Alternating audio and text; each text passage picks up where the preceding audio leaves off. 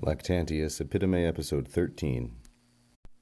Si multi sunt in examina apum reges, peribunt aut dissipabuntur, dum regibus incessit magno discordia motu. Si plures in armento duces, tam diu praeliabuntur, donec unus obtineat. Now Lactantius gives his examples of how it is that there must be one ruler in a group. Si multi sunt, if there are many, in examina apum, in a swarm of bees, if there are many kings, reges, they will perish or they will be scattered, dissipabuntur. The subject here is reges, modified by multi, and here we have in examina apum, apum in the feminine plural and genitive. If there are many kings in a swarm of bees, peribunt aut dissipabuntur. These are both future tenses, third plural indicatives.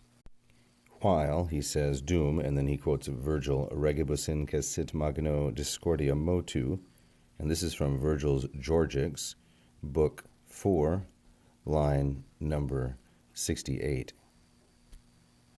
And it means, while discordia, there's our feminine singular nominative subject.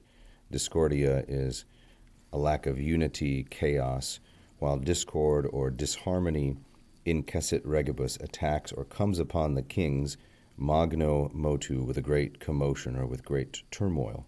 Regibus is masculine plural and dative indirect object of incessit. Now another example, si plures in armento duces, if there are numerous leaders in a herd in armento, for a while, tam diu praeliabuntur, they will come to blows, praelior, they will engage in battle. This is praelior, praeliari, first conjugation deponent verb.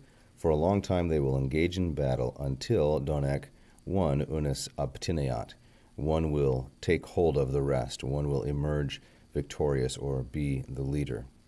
So these are examples from everyday sorts of things, which proves, Lactantius believes, his point that there must be a single God.